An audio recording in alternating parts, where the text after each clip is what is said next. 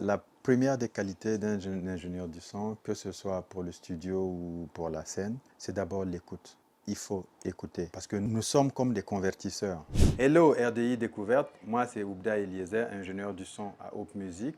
Aujourd'hui, je vous amène à la découverte de mon univers. Suivez-moi.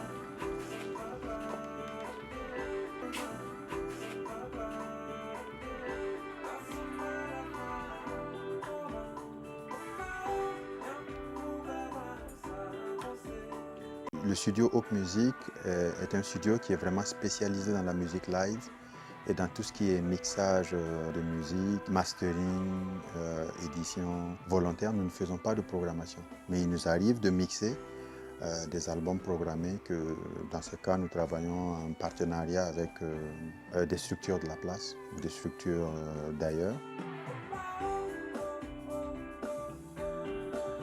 On peut dire que la musique a commencé avant la médecine. Moi, j'ai commencé par la musique. Dans mes années de lycée, ma mère m'a inscrit à un cours de solfège au Centre Baptiste, juste à côté de l'université. Et je faisais ça les soirs, je pense 3 soirs dans la semaine. Et c'est là-bas que j'ai commencé à jouer du clavier. La passion est venue tout doucement. Chaque fois que j'évoque ce chapitre de ma vie là, je ne peux pas m'empêcher de rendre hommage à un aîné, pas de beaucoup, mais un aîné, quelqu'un qui m'a vraiment inspiré, qui s'appelle Jonathan Kaboré, qui va se reconnaître. Maintenant il est aux États-Unis et il était avec son frère Patrice Kaboré, promoteur du studio V Plus Media. C'est vraiment quelqu'un qui m'a, on va dire, qui m'a donné l'amour de ce métier-là.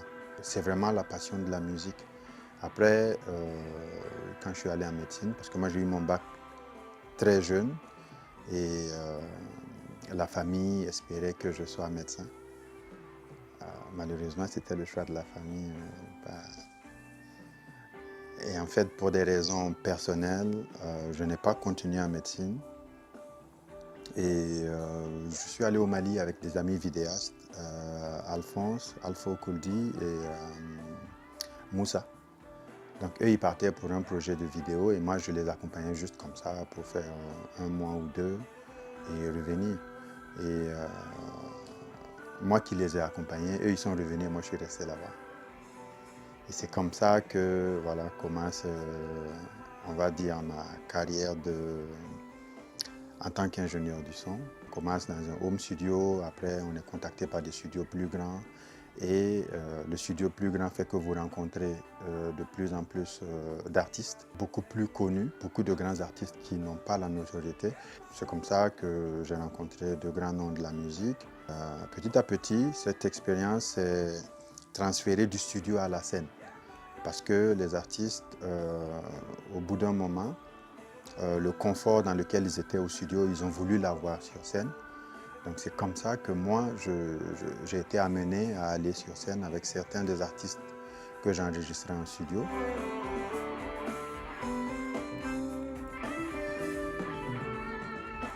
On peut dire que mon cas est un cas d'école parce que j'ai vraiment eu la chance d'avoir une famille qui, dès le début, a accompli mon choix. Mon défunt père m'a dit, par rapport au choix que j'avais fait, avant de chercher à savoir qu'est-ce que le métier là va te rapporter, cherche à être le meilleur dans ce que tu fais. Et le fait d'être le meilleur dans ce que tu fais va faire de telle sorte que tu vas pouvoir subvenir à tes besoins. Ils m'ont toujours accompagné du mieux qu'ils pouvaient. Et d'ailleurs, Hope Music, dans lequel nous sommes, c'est mon défunt père qui m'a donné cette parcelle-là pour que je puisse bâtir Hope Music. Hope Music, c'est le terme Hope, ça veut dire l'espoir. Donc en français, c'est les musiques de l'espoir. Les musiques de l'espoir parce que, je l'ai dit tantôt, je suis rentré au Burkina par suite de maladie. Et ce projet-là, c'était une sorte de renaissance pour moi, un nouveau départ, mais aussi espoir parce que mon ambition en créant cette structure-là, c'est un nouveau souffle. Comme on dit, on ne réinvente pas la roue, c'est juste donner un nouveau souffle à la production musicale burkinabé, ouvrir de nouveaux horizons.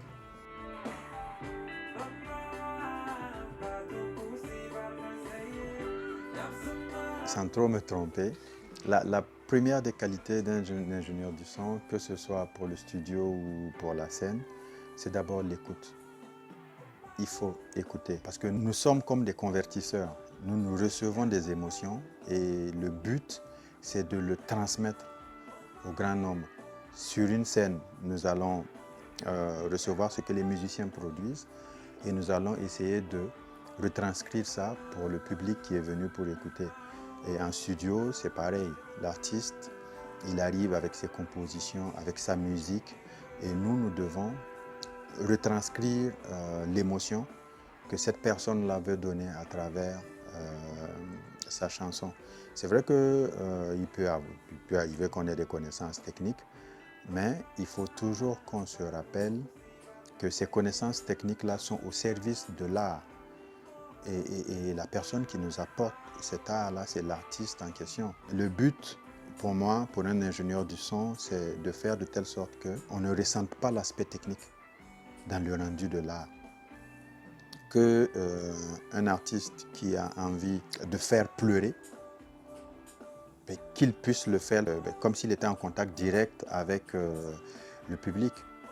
Pas qu'on sente qu'on a dû mettre un micro par-ci, on a dû enregistrer une guitare par-là. C'est vraiment le goal ultime, c'est que la technique soit effacée et que seulement vivent les émotions.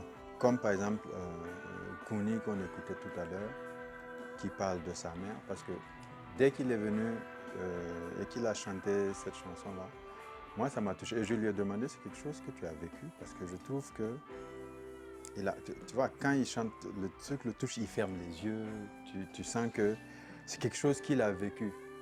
Et lui, il a envie de rendre hommage à sa mère, justement, parce que cette dame-là s'est battue avec ses moyens pour que lui soit l'adulte qu'il est aujourd'hui. Pour revenir à comment on fait des chansons, par exemple des chansons comme l'album de Floby ou Smarty, qui sont de la programmation, c'est réalisé dans des studios partenaires. Parce que nous, on ne fait pas de programmation. Nous, on ne fait que des projets live. Donc, qui dit projet live, ça veut dire qu'avec des musiciens qui jouent. Maintenant, ça ne va pas avec tous les styles de musique. Ce genre de projet, par exemple comme le projet de Smarty, le projet de Floby, plein de projets comme ça. Donc eux, ils ont déjà fait ce qu'on appelle les arrangements. Ils ont fait l'instrumental. Donc je reçois des fichiers, mais que quelqu'un d'autre a travaillé auparavant. Parce qu'au studio ici, nous ne faisons pas de programmation. Parce que nous pouvons le faire, mais nous sommes équipés pour faire du live. Et je trouve ça beaucoup plus, on va dire, plus valorisant pour le studio. Et pour ce faire, nous avons plusieurs cabines. Et là, on a une cabine qui fait environ 35 mètres carrés où nous enregistrons les chorales. Derrière vous, il y a une cabine aussi qui est pour les amplis guitares, pour tout ce qui est percussion. On a une cabine ici pour les prises de voix et aussi pour la batterie. Donc, ce sont des cabines avec des acoustiques différentes. Et ici, nous avons ce qu'on appelle la control room, qui est un peu le centre névralgique. Donc, toutes ces cabines-là sont reliées ici. Et le signal nous arrive là. Et nous pouvons mixer sur... ici, c'est une table analogique, une table numérique. Et nous avons derrière un logiciel avec un système qui nous permet d'enregistrer 128 entrées-sorties. Donc, on a beaucoup de pistes. Le projet de Kouny, par exemple, c'est un projet comme ça. Vous voyez le projet de Nourat, Burkina Faso. Je ne sais pas si vous vous souvenez, il y a un collectif qui a repris One Love de Bob Marley. Ouais. Voilà, avec Nourat, plein d'autres artistes.